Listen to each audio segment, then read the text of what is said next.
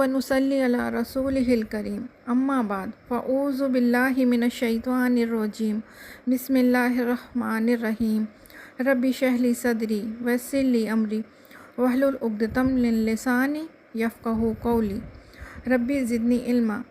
अब तक हम लोगों ने सूरह बकरा की आयत नंबर 7 तक पढ़ा है। आज हम लोग लेसन 3 में आयत नंबर 8 और आयत नंबर 9 का वर्ड टू वर्ड ट्रांसलेशन और फिर उसकी तफसीर पढ़ेंगे इंशाअल्लाह। चलिए शुरू करते हैं। बिस्मिल्लाहिर्रहमानिर्रहीम। व और मिन से अन्नास लोग। मिन का लफ्ज़ी मायना से है। मिन का लफ्ज़ी मायना बाज़ नहीं होता है, बाज़ मुराद होता है, यानी सम ऑफ देम। जैसे हम कहते हैं लोगों में से, यानी बाज़ लोग।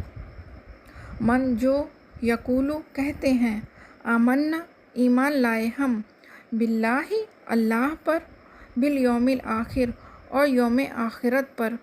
वह हालांकि वाव का मायना और होता है, लेकिन यहाँ हाल बयान हो रहा है।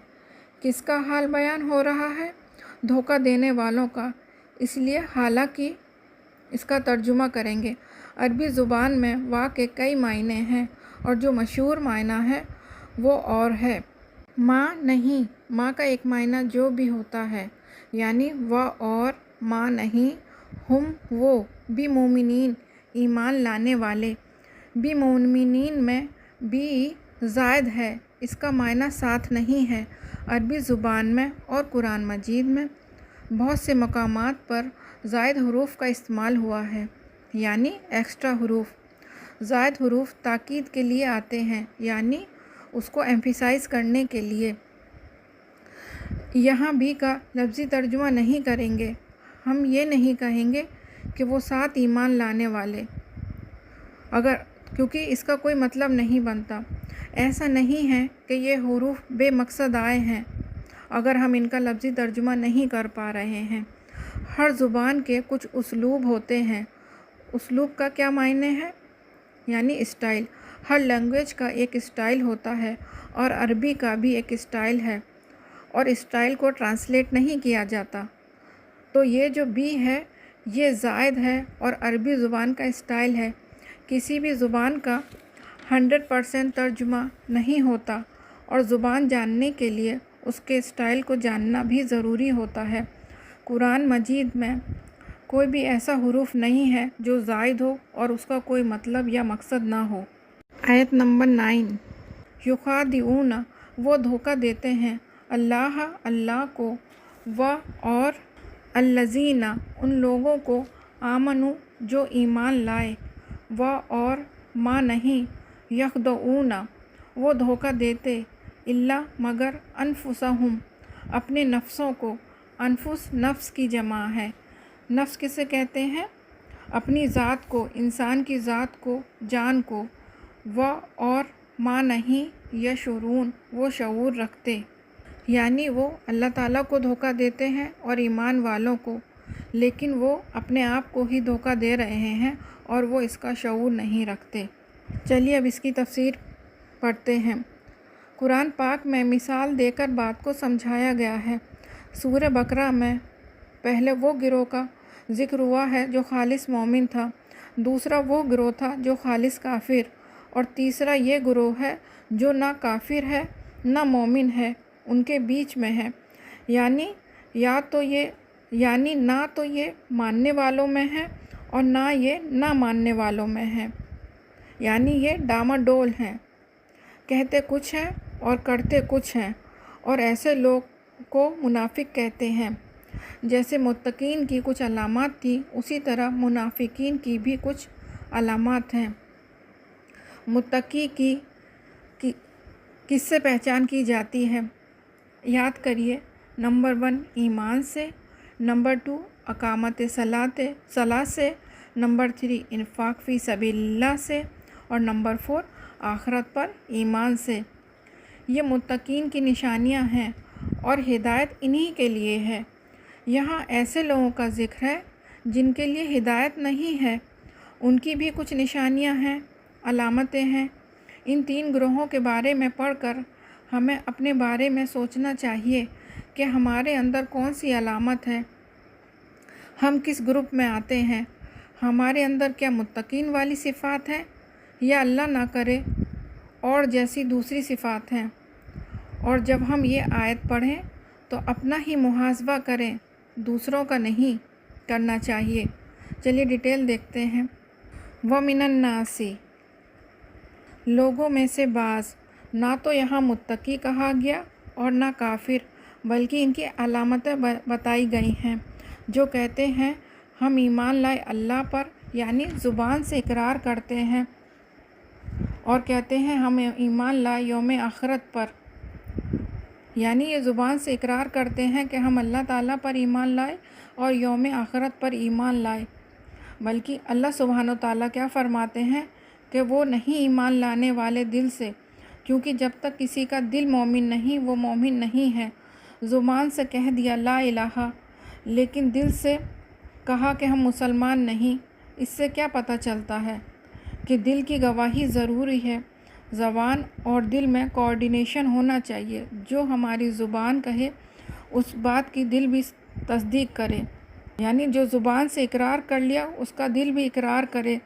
زبان اور دل کے فرق کا نام ہی منافقت ہے، خواہ وہ دین کے معاملے میں ہو یا کسی انسان کے ساتھ معاملہ کرنے میں۔ انسان کو وہی کہنا چاہیے جو اس کے دل میں ہو۔ اپنے دل کے خلاف جاننا اپنے آپ کو دھوکہ دینا ہے۔ لوگ دلوں کا حال نہیں جانتے، اس لیے عموماً ہم اسے چھپا جاتے ہیں، لیکن بھول جاتے ہیں کہ اللہ سب جانتا ہے۔ وہ دھوکہ دیتے ہیں اللہ کو اور ایمان والوں کو۔ دھوکہ کیا ہوتا ہے؟ یعنی کہنا کچھ اور کرنا کچھ، دل میں کچھ اور زبان پر کچھ، یعنی دوسروں کے سامنے حقیقت کو چھپا جانا، اس کو کلیئر نہ کرنا، اس کو دھوکے میں رکھنا۔ وہ دھوکہ دیتے ہیں اللہ کو اور ایمان والوں کو، یعنی وہ اسلام کا اظہار تو کرتے ہیں لیکن کفر کو دل میں چھپا کر رکھتے ہیں۔ اس کو سمجھنے کے لیے ہمیں آپ صلی اللہ علیہ وسلم کی زندگی کو دیکھنا ہے۔ آپ صلی اللہ علیہ وسلم مکہ میں اسلام کے آغاز سے لے کر قریب 13 سال تک رہے، اور آپ کا واسطہ وہاں پر خالص کافروں سے تھا، جیسے ابو جہل، ابو لہب اور بھی بہت سے کٹر لوگ تھے جو اسلام کے خلاف تھے، اور یا پھر سچے مومن سے تھا۔ تیسرا گروہ وہاں نہیں تھا۔ لیکن جب آپ صلی اللہ علیہ وسلم نے ہجرت کر کے مدینہ گئے اور کچھ وقت کے بعد وہاں جنگ بدر ہوئی، اور جنگ بدر میں مسلمانوں کو شاندار کامیابی ملی، مسلمانوں کی حکومت بن گئی، مسلمانوں کو عزت اور شان و شوکت ملی، مال غنیمت ملا، ان کو اقتدار ملا۔ اب کیا ہوا؟ کچھ ایسے لوگ تھے جن کے دلوں میں دنیا کی محبت بہت زیادہ تھی، جن کی زندگی مال اور دولت کے ارد گرد گھومتی تھی، تو ان لوگوں نے سوچا کہ مسلمان کہیں اور طاقتور نہ ہو جائیں اور انہیں نقصان نہ پہنچانے لگیں، اور انہوں نے دیکھا کہ مسلمانوں کو کتنا فائدہ ہو رہا ہے، تو اس فائدے کو دیکھ کر انہوں نے بھی اسلام کا اظہار کر دیا، جبکہ ان کے دل نہیں رہے تھے، وہ دل سے انہوں نے اسلام قبول نہیں کیا، وہ دل سے اسلام کو نہیں مانتے تھے۔ یہ تیسرا گروہ ہے جو اوپر سے تو مسلمان بن گئے تھے لیکن اندر سے یہ کافر تھے، اندر سے انکار کرنے والے تھے۔ یہ صرف اوپر سے مسلمان ہو گئے تھے لیکن یہ اسلام کے لیے قربانی نہیں کرنا چاہتے تھے۔